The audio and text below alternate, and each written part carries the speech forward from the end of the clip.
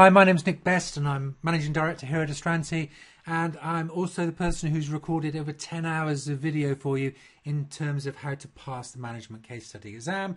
And I've got a little sample for you here of that. This particular sample is where I look at a range of different scripts from different students, and they are ones that were prepared as mock exams. And I look to see, what's a bad exam script look like? What does a kind of medium one look like? What does a really good one look like? So you can see what you're aiming for. You can see the good script and say, right, that's my target. You know, you're not going to get there on your first mock exam, but by the end, just before the exam, that's what you should be aiming for. But we see one that's like not so good in the very early stages. To be honest with you, lots of people struggle with their very first mock. It's very, very rare that people's first mock passes. Even people that really storm through operational case study, when they get onto a new case study and it's getting back into the whole swing of it, you've got a new industry, there's so much to think about, particularly as you take it up to management case study level, because at management case study level you're expected to do more analysis, to be at a higher level. It's less operational, okay, more management level.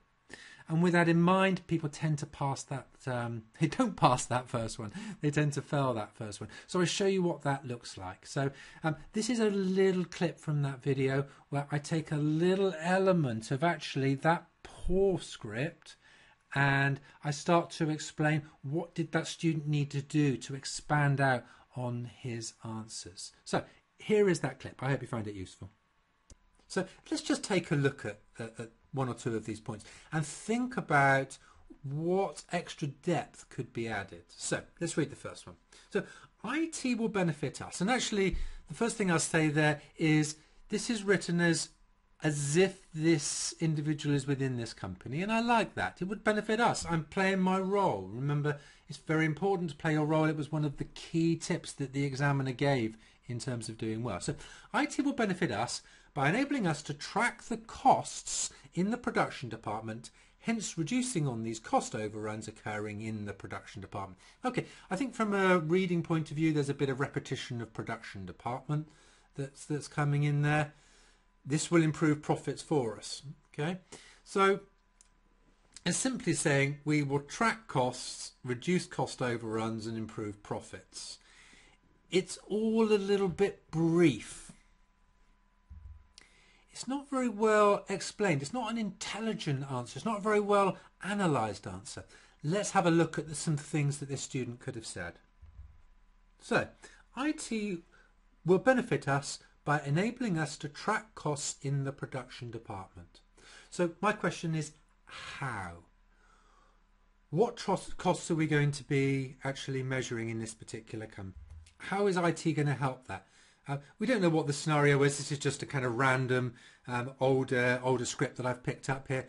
Let's say that it was a manufacturing company. So what is IT? How is IT going to help track those costs? Where are we going to get the information from? Is it that the staff are going to be recording costs as we go through the process, and therefore we're going to be doing it's a whole costing system that's going to be input in the production department as we go through? How is that IT? It's very, very hard to know how it's going to help to track costs. So a little bit more detail of the specific company and how we might track costs would be very useful to get a bit more of a feel for how that's going to help. Okay, hence reducing on cost overruns. Well, no, just because you track costs doesn't just mean that you will reduce your costs. It just doesn't work like that at all. Okay, in actual fact, there's some missing steps in here. So you need to fill in those missing steps. So you need to add in. Once we know our costs in more detail, and again, probably need to say how, what the detail of that would be for this particular industry, okay, then these can be reviewed potentially against budget, reviewed against prior periods or prior production runs, and lessons can be learned that will help to make changes in the business that will reduce costs. For instance, sourcing cheaper materials, more efficient use of labour, and so on. Now, I've also written in there, is this a particular problem? So let's go back to the pre-scene information. Is there an issue with costs and cost overruns, either in the pre-scene or in the new information, in the unseen, in the scenario. Let's just, for instance, say there was. We would go on to say, in the production department currently, there is an issue with, and we'd say what the issue was, and this will help to resolve that issue, keeping costs lower, and hence improve on overall profits. So the conclusion of leading up to helping improve on profits, I think, was reasonable. But there's just not enough detailed explanation of how this is going to be solved. Let's have a look at the second point. So I'm going to stop the video just there. So I hope you found that analysis of that student's script useful. And I hope you could see that actually what the student had written there simply wasn't enough to score well. That particular student went on to produce a whole script that was much like that, and it certainly was nowhere near a pass as a result. What we then do is we go on and look at the other issues on that script, and also go on and have a look at a better script and then a really good script, so you can see really what you're aiming for.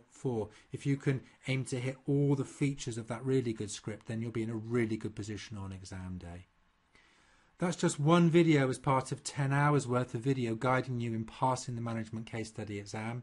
You can buy that individually, or you could buy the whole course, because the whole course includes that, and mock exams and live masterclasses, an ethics pack, and a forum to share your ideas, and actually a number of other things as well.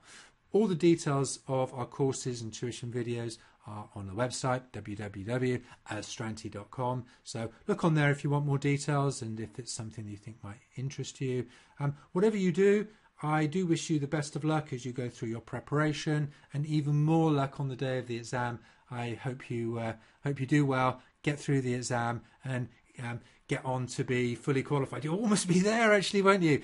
Getting through that management case study exam. It's just 4 more exams to go at that point. So really not that far away now. So yeah, best of luck then actually best of luck right through the rest of your studies. You know, you're so close to getting qualified, getting that extra salary that comes through being qualified, having that security.